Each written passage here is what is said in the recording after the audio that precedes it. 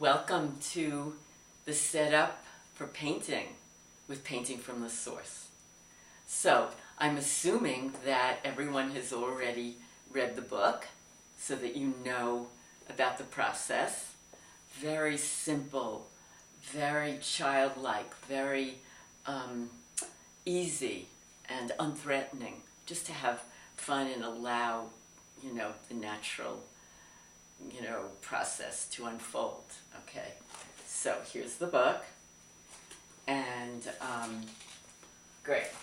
So, we purposely use non-archival kindergarten paint, and it's called temper paint or poster paint.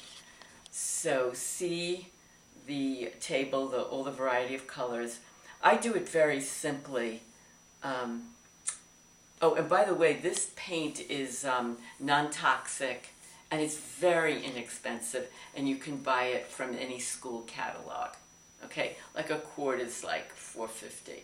Now, when you're painting at home, you can get pints, and you can even get tiny little bottles of paint too.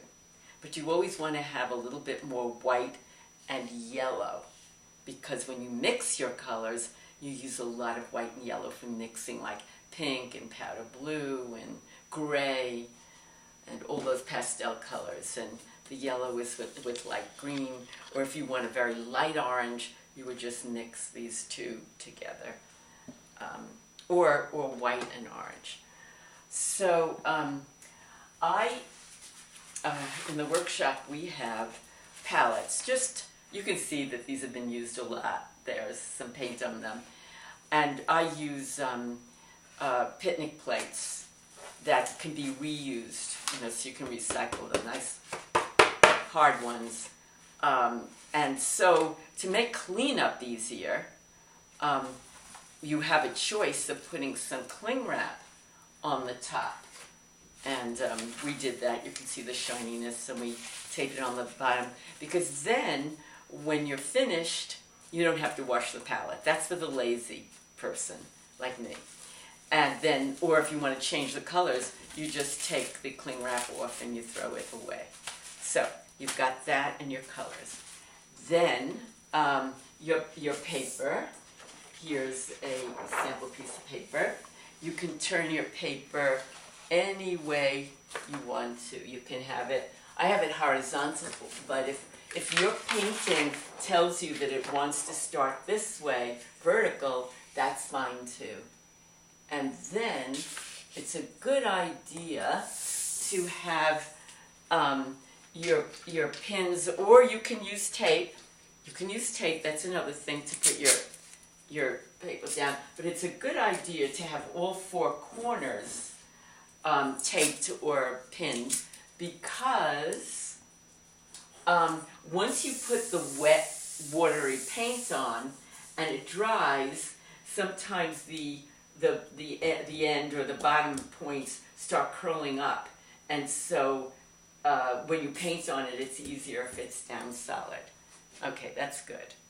So we have the paint, the paper, the palette, and you don't even have to think about this. Is all for play. You have nothing planned. You can just, any color. It doesn't matter. There's no right way to, wrong way to do this. It's all good. So you can start out with just a few colors, and I don't know what I'm going to do. So here we are. And then there's something that I need to tell you about the brushes. So I'm just going to put the palette down for a minute. And so it's really important to use watercolor brushes. Watercolor brushes. And you can have different kinds, synthetic, but you want a good brush that will stay firm when it's wet. So, of course, you need water. You need water sometimes to just wet your brush, and also to wash your brush between colors. So I want to show you something about the choice of brushes. See how it comes to a point? That way you can do both very, very thin little lines if you want to, just little thin lines. Or with the same brush you can do medium-sized lines, or laying it on the side, really fat lines. So the brushes are, this kind of brush is very versatile, and you see how it comes back to standing straight when after you you wet it. See, it's the bristles are nice and firm, the hairs are nice and firm.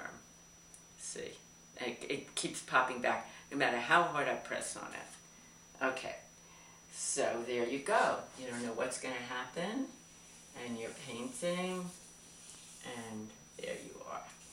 You're just playing. It's fun just to feel the paint go on the paper. Okay, now it's also important to have a choice of size brushes. So we have this size, and we have, see all these little ones. These are for details, really tiny ones. It's really good. And then we have like an in-between size. But all of these brushes, I want you to notice, they're all for watercolor. And it's good to have a good quality. 3 is enough, a little tiny one. But they all, when they're wet, they come to a point. And that's what you want. So that's important. The paper is 80-pound white drawing paper.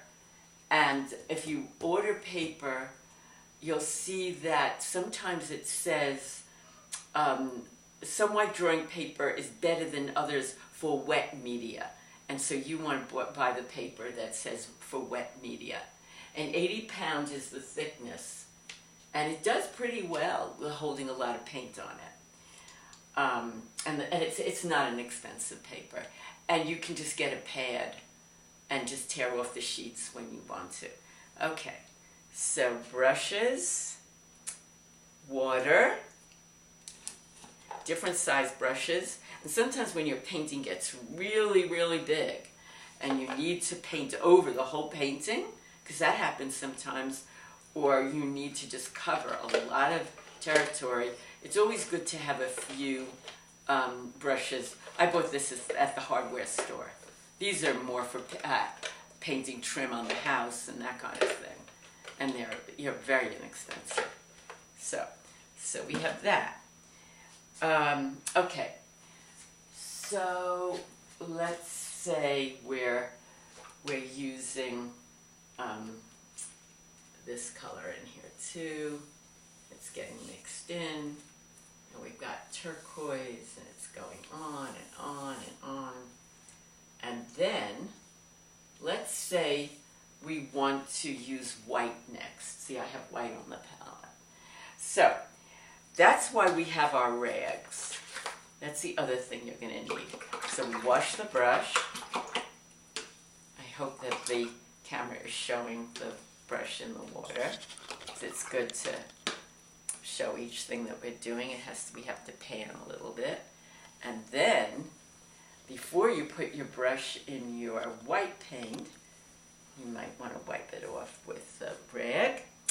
And then we have our white paint, and we can see what it looks like. See how the color mixes on the because the orange is still wet, and so the white paint mixes in with it. If the paint's still wet, you can even mix colors on the palette, on the paper. See how that works. Great. Now, to keep these brushes nice and new and really take care of them, it's really important not to keep your brush standing in the water. This is no, right? The paint will not hurt the brush. It's not like acrylic where it's going to make the brush dry like plastic.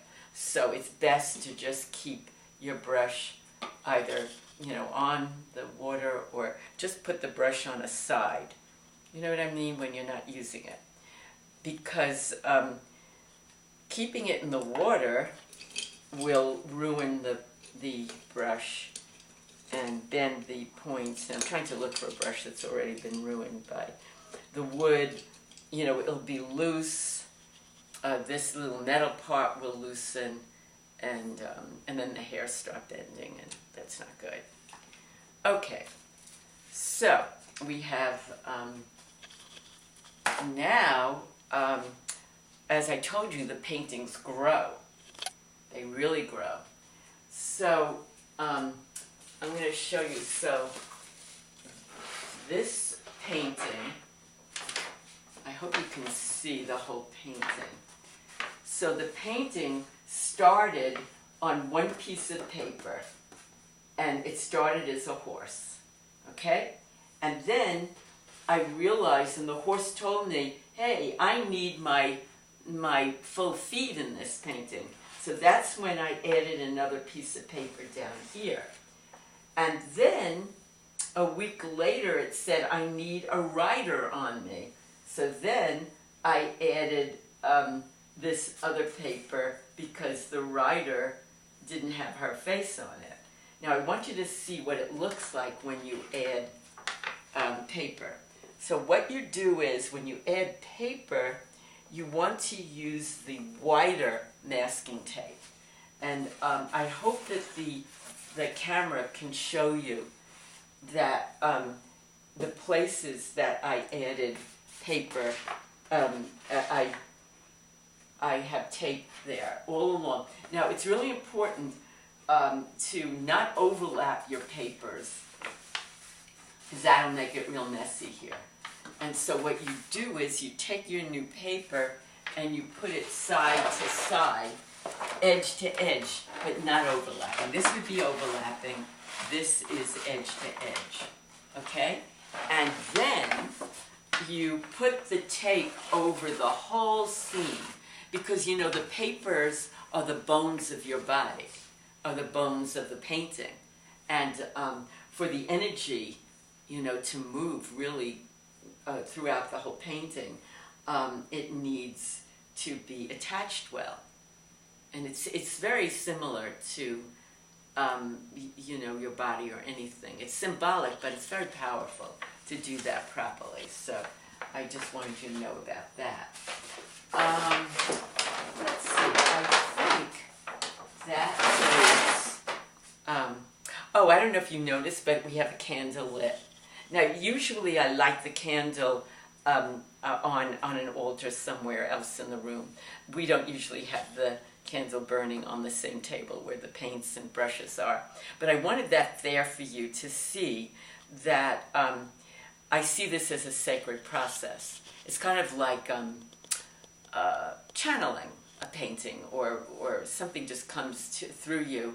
And so I always light a candle and ask for support from the source of all energy and creativity in the universe before painting. And then you don't know what's going to happen, and that's the fun part. So I hope this helps you get started. I want you to notice that I also have some scissors and some glue available, because you never know if something wants to be cut or torn or glued on or something like that. So I have that available. And I think that is it. And the push pins and the tape, and then of course the wide tape for adding paper. So enjoy painting. Okay, thank you.